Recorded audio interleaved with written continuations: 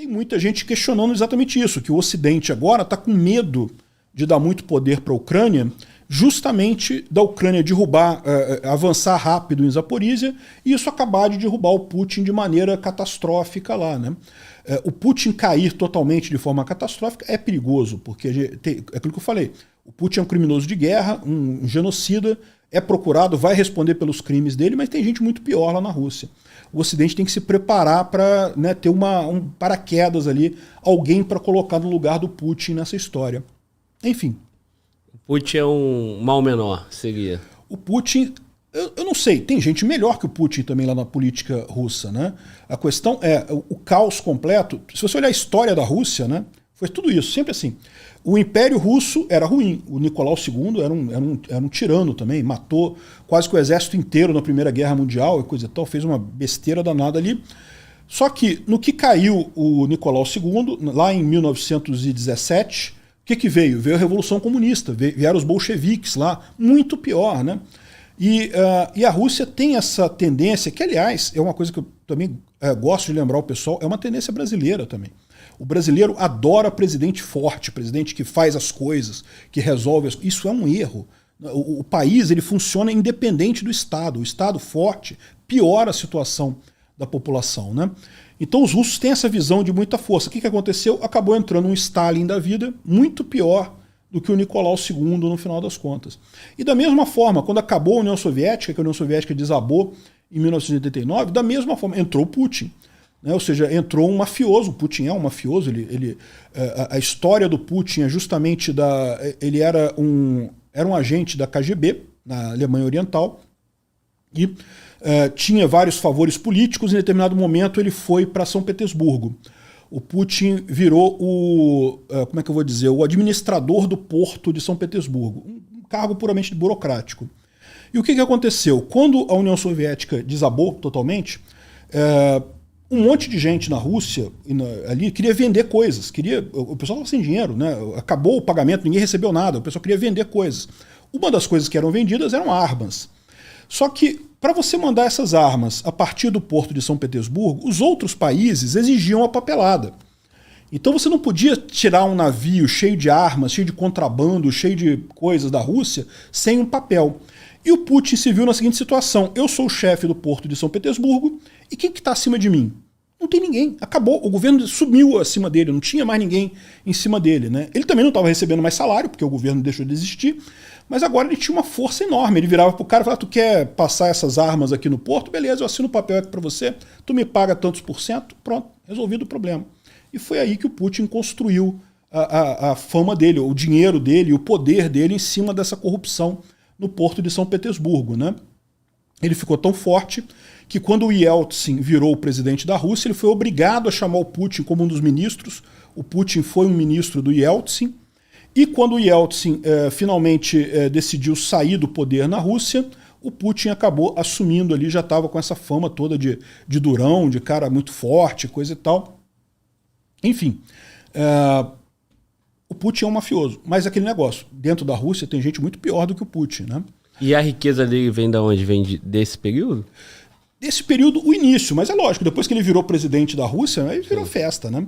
Tem um documentário do Navalny, o Navalny é a oposição ao Putin, é um cara que o Putin tentou envenenar, ele ficou muito mal, teve que ir para a Alemanha fazer tratamento e coisa e tal, e tentou envenenar o cara, mas ele sobreviveu, o Navalny, né? Tem uma história muito curiosa, depois descobriram que o próprio Navalny depois investigou, conseguiu falar com o cara que plantou o veneno na cueca dele, era uma cueca azul.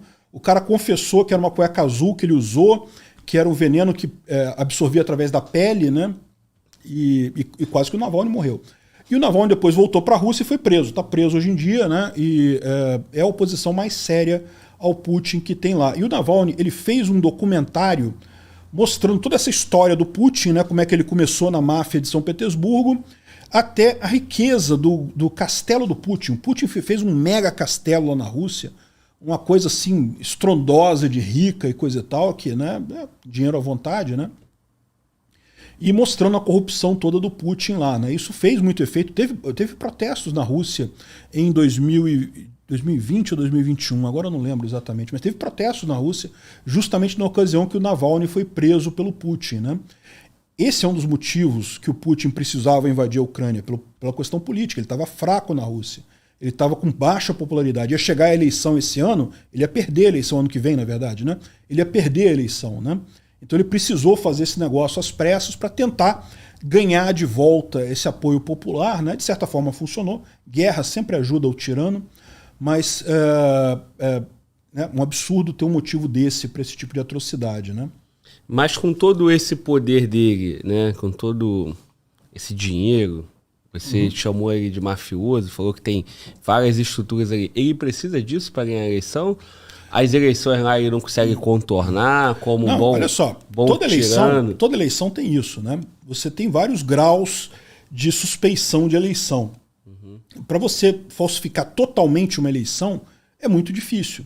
Então, assim, o cara tem que ter um mínimo de popularidade para conseguir alguma coisa, né? Que ele consegue através de esquemas ruins ali por baixo do pano, consegue, né? Mas aquele negócio, se ele tiver muito mal, ele vai estar fraco, o pessoal vai cheirar a fraqueza dele, né? Até o próprio apoio, né? Exatamente, até o pessoal... Não, e aquele negócio, você não tem jeito, você não governa um país sozinho, não existe isso. Ninguém pode chegar lá em cima do governo e tentar fazer tudo, não dá. Você tem que ter uma equipe de apoio, você tem que ter apoio em alguns lugares, né? E se você começa a perder apoio na população, essas pessoas que te apoiam perdem apoio elas também. Então elas começam a não te apoiar mais. Então esse problema de você ter uma visão boa é muito importante no final das contas. Com exceção de países muito fechados como o Irã, Coreia do Norte, Cuba, Venezuela, que os caras não estão nem aí, escancaram a fraude completamente, é difícil o cara se manter no poder numa situação em que o povo não quer mais o cara, o povo está contrário a ele abertamente, né? E aí, como lá tem muita gente forte, com muito poder e muito dinheiro, ele precisa ter aquela imagem e ele precisa se manter com muita força. Né? Exatamente. Ninguém está achando que o povo vai lá na Rússia, vai derrubar o Putin, vai fazer um protesto e o Putin vai cair. Não é isso. Sim. É exatamente uma coisa parecida com o que aconteceu do Prigozhin. É um cara que está ali do lado dele, que está embaixo dele, que hoje é amigo dele, mas que pode virar, caramba, esse cara tá fraco. Eu gosto de ser amigo do Putin, mas eu gosto mais ainda de estar na posição do Putin. Né? Ele está fraco agora, eu vou aproveitar a oportunidade. É isso que acontece, é assim que as ditaduras caem, né? E você tem um grupo ali na Rússia, do Siloviki, que é justamente esse grupo mais próximo do Putin ali, que justamente tem qualquer um deles ali pode almejar tomar o lugar do Putin, né? Então, esse é que é o grande risco.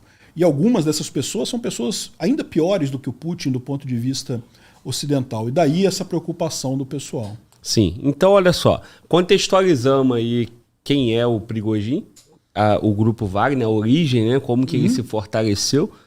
E aí você narrou pra gente aí que esse fortalecimento vem de um certo apoio do próprio Putin. Né? Exatamente. E aí acontece esse movimento que não deu para entender muito bem se realmente ele teria potencial de chegar lá e derrubar o chefe do... Putin, né? O Putin ou o chefe lá, o general... O Shoigu, o Gerasimov, né? Isso. E aí, cara, minha pergunta é, 2 pontos. O que aconteceu depois disso? Qual é a situação atual? Né? Para onde o Prigozhin foi? E como é que está a atuação dele agora no conflito? E, antes disso, por que o Putin não abateu essa pequena coluna de 4 mil homens inofensivo para a proporção da Rússia? Pois essa é a grande questão. É por isso que eu falo. Eu ainda acho que tinha algum acordo entre eles ali, porque se você parar para pensar, é muito estranho isso, né? Ele poderia... o Putin chegou a usar bombardeios, a lançar os mísseis em direção às tropas do Prigozhin, chegou inclusive a atingir alguns caminhões, alguns carros que estavam com o Prigozhin, mas certamente eles têm capacidade de dizimar totalmente essa coluna aí, no final das contas, se quisessem, né, poderiam ter dizimado isso. Eu acho muito estranho essa história toda.